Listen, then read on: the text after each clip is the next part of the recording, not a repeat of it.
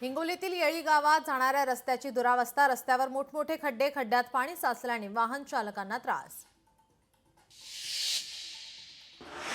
मुंबई लोकलमध्ये आता ज्येष्ठ नागरिकांसाठी विशेष आरक्षित डबा।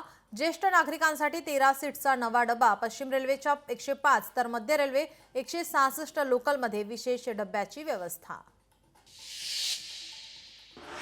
पंढरपूरवरून परतताना एसटीचा अपघात। अपघातात जवळपास 30 जण जखमी झाल्याची माहिती। पहाटे 3च्या सुमारास झाला अपघात।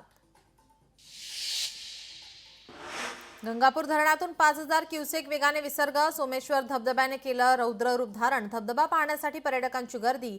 खबरदारी म्हणून सुरक्षा रक्षक तैनात। नाशिकमध्ये 2 दिवसांपासून पावसाची संततधार। रामकुंड भागात मुसळधार पावसामुळे दुकानात पाणी शिरण्यास सुरुवात।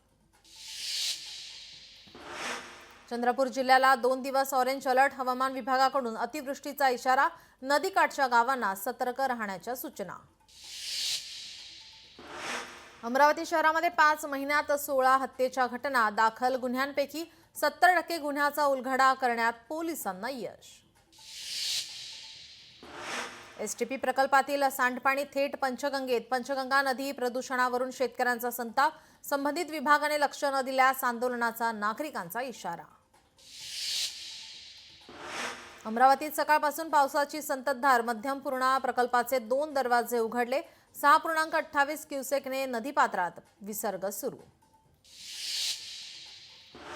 नाशिकच्या दुगारवाडी धबधब्याजवळ तरुण अडकला। स्थानिकांनी रेस्क्यू करत तरुणाला बाहेर काढलं। रेस्क्यू करतानाचा व्हिडिओ समोर।